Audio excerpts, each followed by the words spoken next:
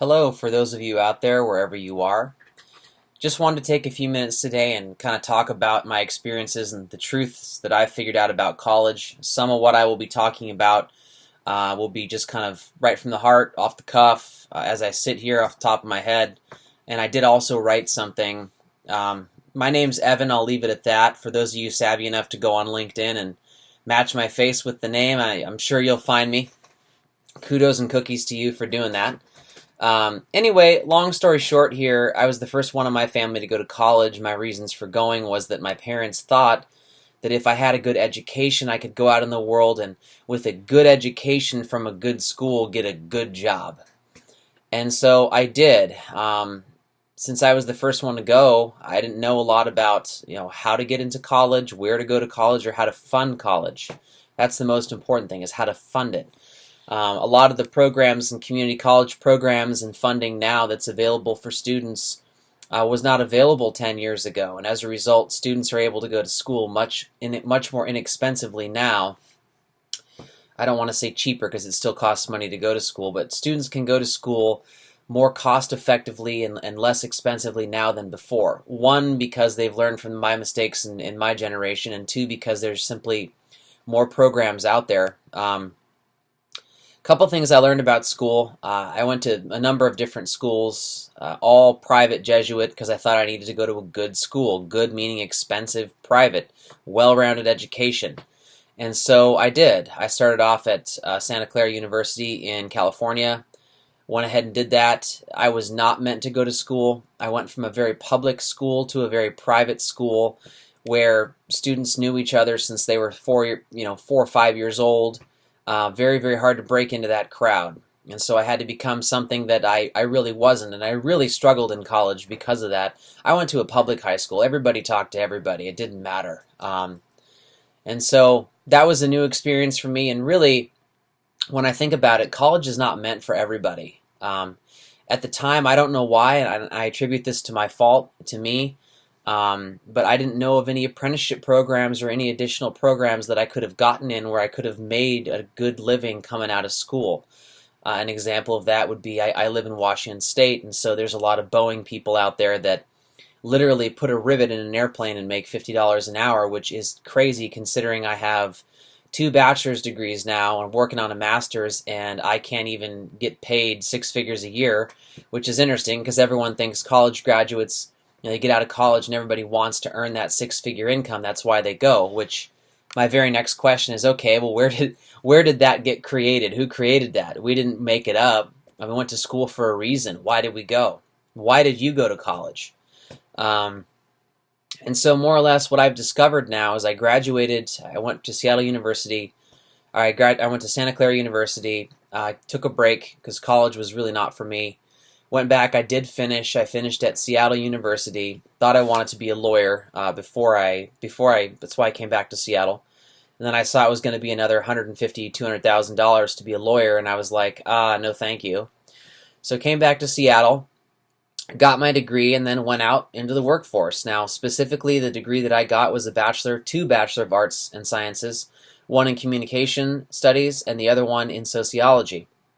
Now, I thought all college degrees are created equal, and I want to clarify right now, that is not true. For those of you in school that are taking, art history or history, if you want to be a teacher or a museum, person or a librarian or something like that, great. Your chances of being on the History Channel on Ancient Aliens is not very high, so you're probably not going to make very good money.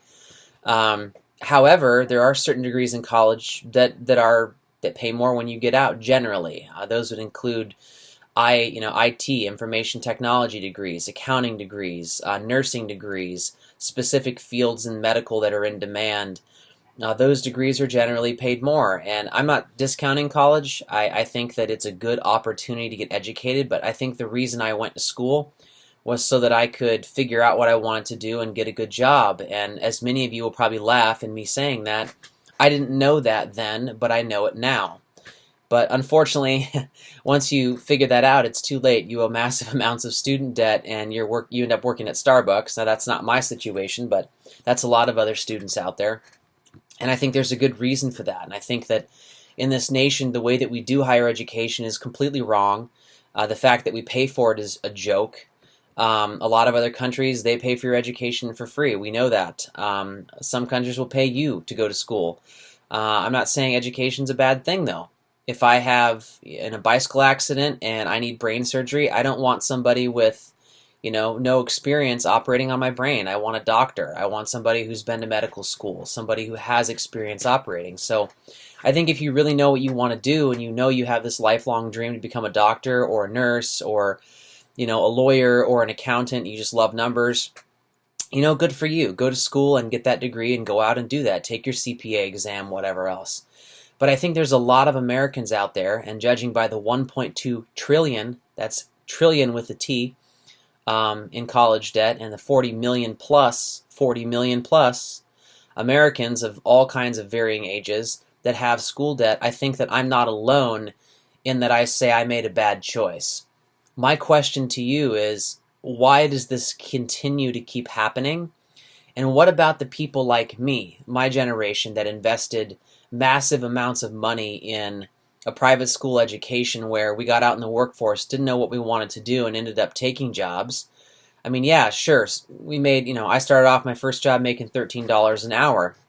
Now that's well above, the national minimum wage. That's above the Washington state minimum wage, although they recently passed a Seattle law that says you get paid $15 an hour now.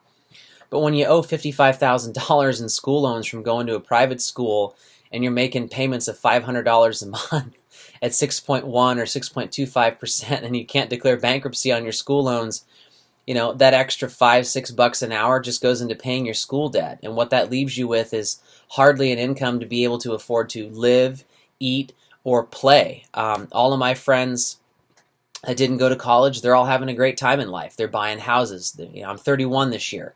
They're buying houses. They're having kids. They're enjoying life. And here I am as a college grad, a very educated person. A lot of people consider me to be quite intelligent, which I always joke and say if I was smart, I would have figured out how to make money a long time ago. But then some people want an education just to learn things because it's how they get well diversified or well rounded. Hey, I didn't go to school to learn. I went to school to learn what I wanted to do to get qualified to go out and make a good living. And because I was a first generation college student, I think, and my parents didn't go, they didn't know how to advise me. And that will change how I advise my children, and this problem will end. But my question is, what happens to all of us out there that invested in this education when half these community college programs don't exist anymore? They didn't exist at the time. They exist now. Let me explain to you what I see happening. What I see happening is people like me and a lot of other college students out there that bought into the system initially when it was not quite as efficient as it is now. They have massive amounts of school debt, and they need to make minimum $20 an hour. Well, now you have college graduates going in at community paying $100 a unit. They're getting out with little or no debt, and it's an employer's market. So they're saying, well, we can only give you $13 an hour.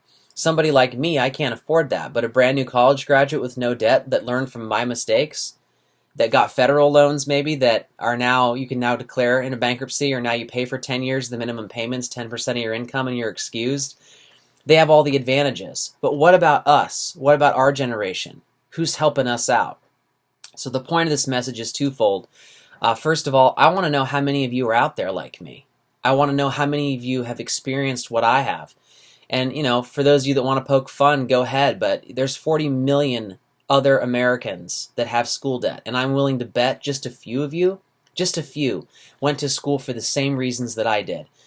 Because you heard that message somewhere along the line. Go to school, get a good job, get a good education, get a good job. So I'd like to read you something now that I wrote. I don't know where it came from or how it came into being, but at some point in the history of the United States, we were introduced to an idea. Maybe it started with our parents, or maybe we made it up. But what matters is that we believed the idea. There's no good way to say it, so I just will. At some point, we believed that in order to get a high-paying job, we needed to go to school and get a good education. Don't believe me? Take a look at the current state of educational debt in America today.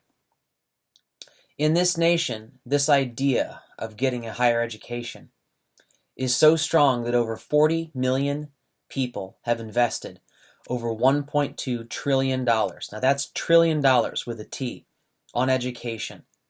And they did that because they believed that investment would get them to a better place in their life, either monetarily from a salary standpoint or just from a general standpoint.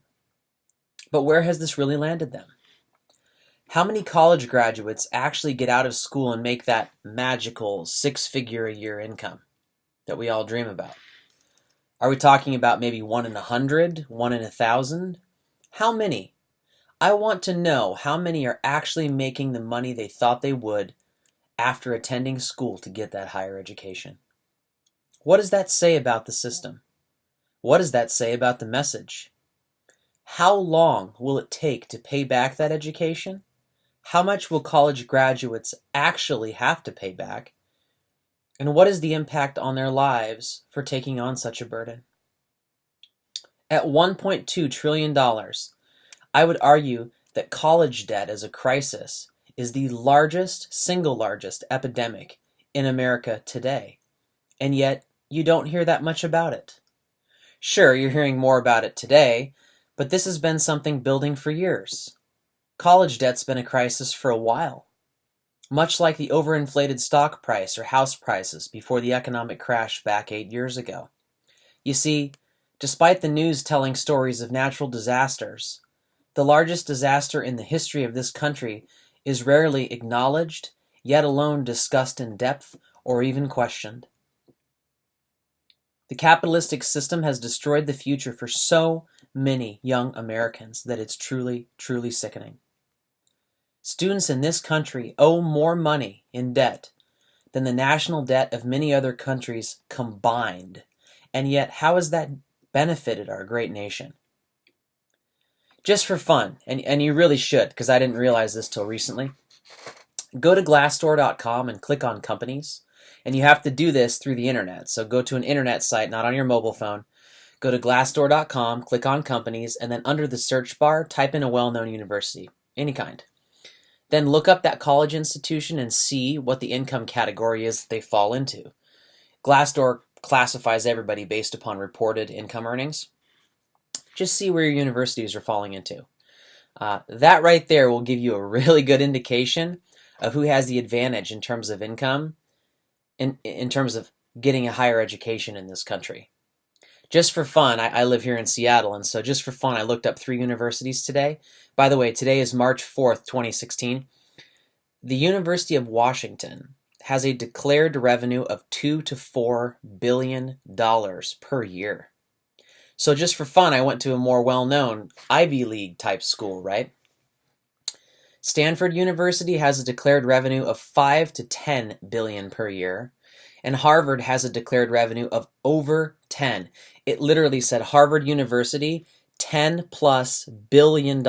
That's billion with a B per year. That's not bad for a nonprofit, is it?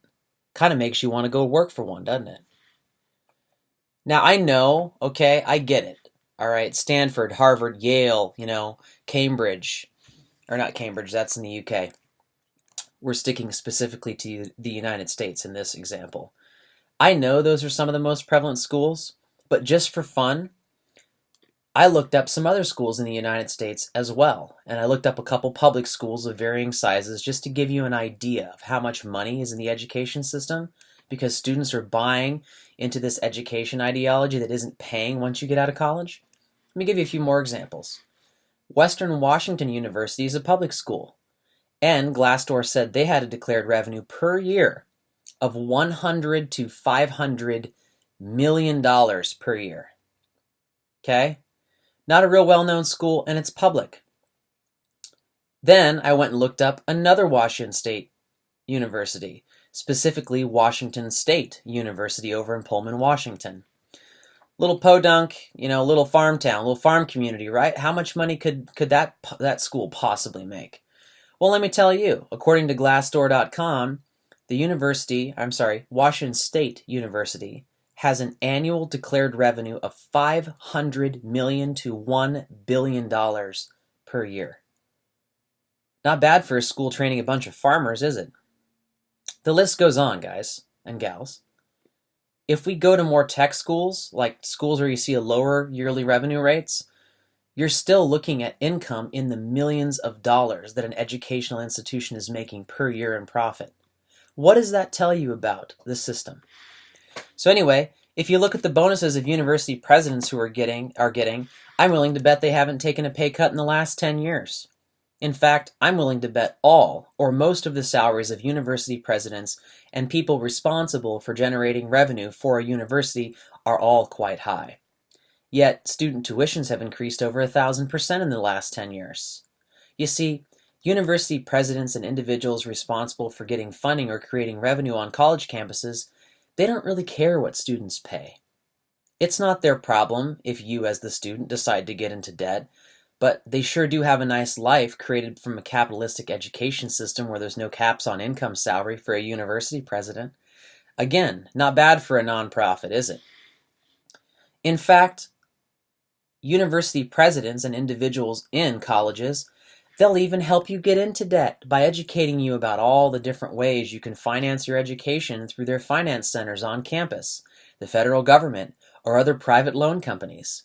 They are all experts at getting you money so you can go to college and live your dream of having a higher education. Let me give you a reality check for a moment.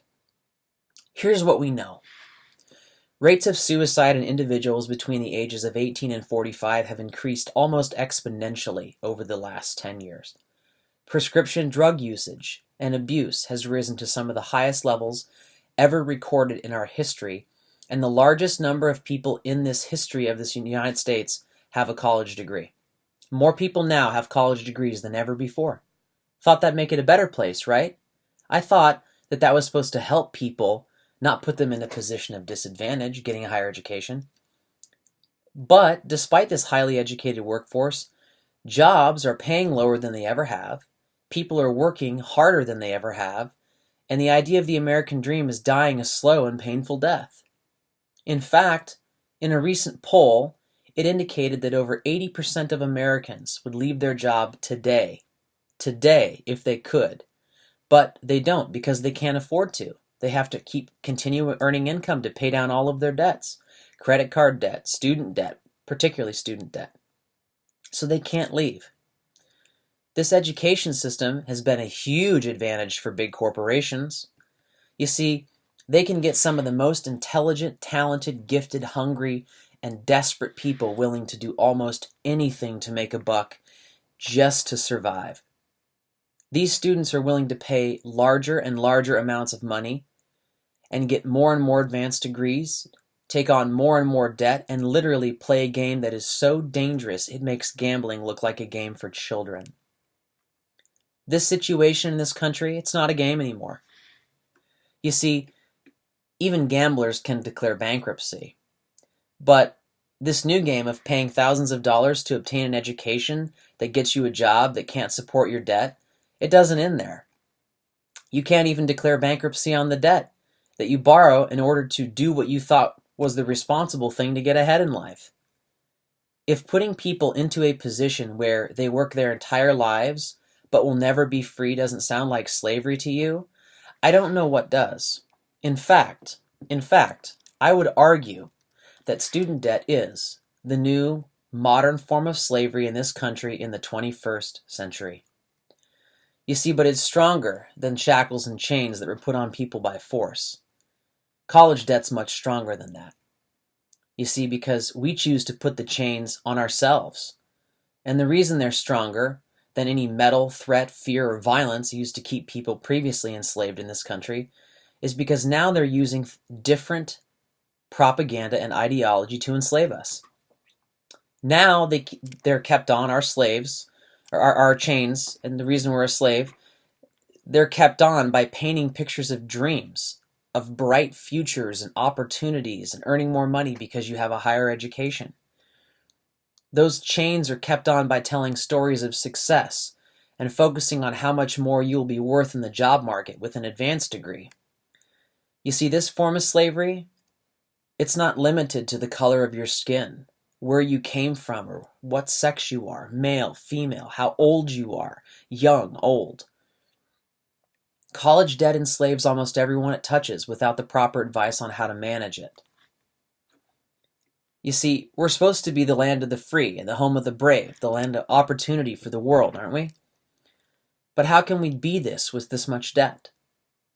We are a land full of young people that have invisible chains holding them to the wheels of their cars as they drive to their jobs that pay less than ever before in the history of this country based on rising inflation costs, among many other things. They are shackles that keep us coming to work as large corporations continue, year after year, to take away our benefits, force us to work in increasingly stressful conditions, and use capitalism to create employees and workers who are more relatable to robots than people. This same system, designed to give us freedom, is moving record numbers of people back to their parents' homes, forcing them to sacrifice a peaceful retirement for a second job taking care of their kids who they encourage to pursue the very education that has now enslaved them. They are the parents who did work those jobs where apprenticeship was valued, who could buy a home, earn a decent income, raise a family, and live the American dream, but they could only do that 50 years ago, 40 years ago. That isn't true anymore. And we are just now starting to see the desperation of a country on the verge of a revolution. Yet, despite knowing this, the crisis hasn't improved at all, but it has evolved. As the college industrial complex has magnified, it has also opened up new markets for new education and spawned other industries.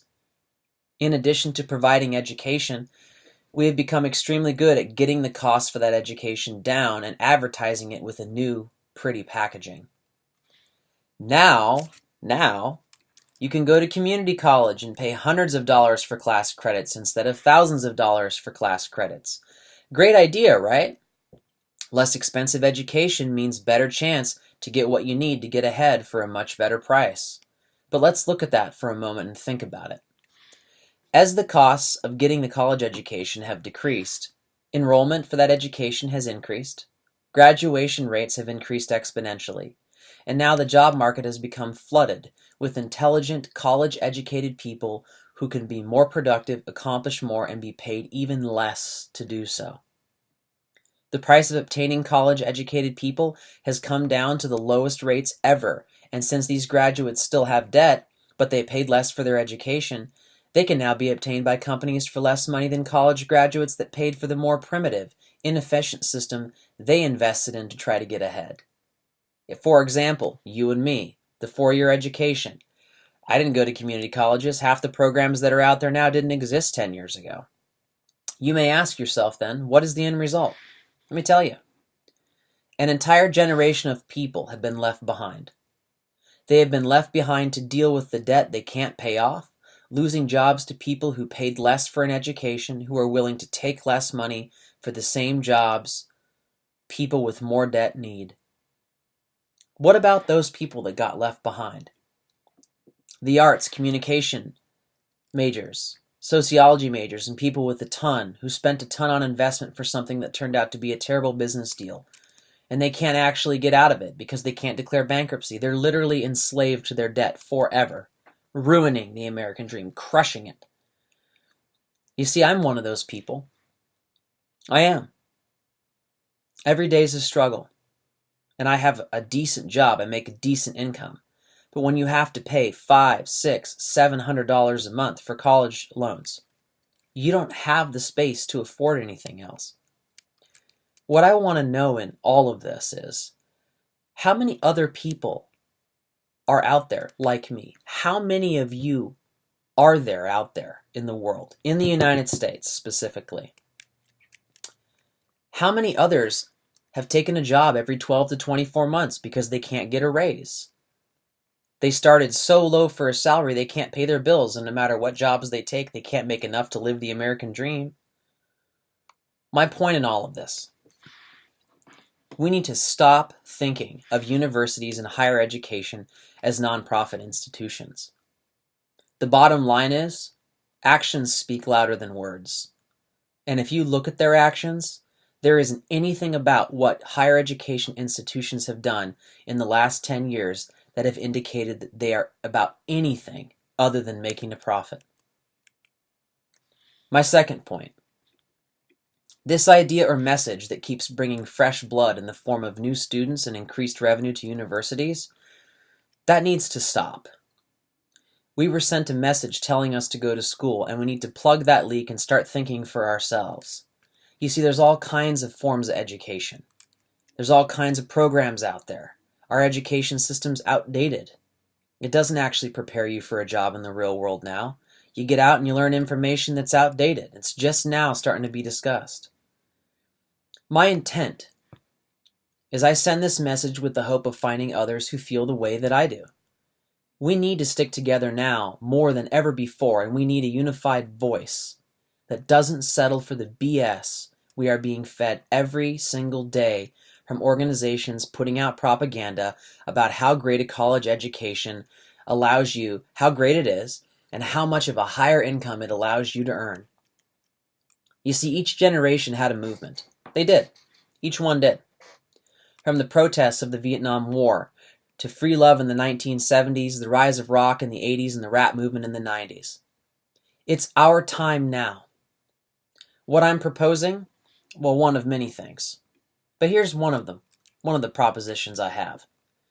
Just as tobacco companies had to put a disclaimer on their cigarette packaging indicating that smoking cigarettes may lead to an increased risk of cancer, I think that every single educational institution should be required to put disclaimers on their application forms as well. Students need to be well informed. And I think that those disclaimers should read something that says the following, or something along the lines of the following. I quote, "Getting a college education does not guarantee you will earn a higher income. If you go into debt to obtain an education, you could be in debt for the rest of your life. And side effects of attending college may include the following: depression, desperation, alcoholism, increased chance of obtaining or getting STDs, mood swings, and a general sense of hopelessness that could last your entire life." End quote. You see, I have a dream for our generation that one day we will be financially independent and free in this new digital age. That one day we will all be zeros and ones, with zero debt and one bright future. We still live in one of the greatest nations in the world, and we need to start thinking for ourselves, believing in free enterprise, and stop giving our money and lives to institutions that enslave us. It was through education we became enslaved, and it is through education we can learn to change our habits and be free, financially and free from slavery of having college debt. It's our time to be free, it's our future, and it's our American dream now. There's no reason why we can't have a job that pays well, a family, a home, and a future. But we can't do that as long as the debtor is slave to the lender. We need to re-educate ourselves and create our own way. And with that, I look forward to hearing from each and all of you. Let's start a movement. Let's do something bigger than Occupy Wall Street. Something that's unbreakable, something that's unified and huge, something that solves this epidemic in our country. This is a crisis. I look forward to hearing from you.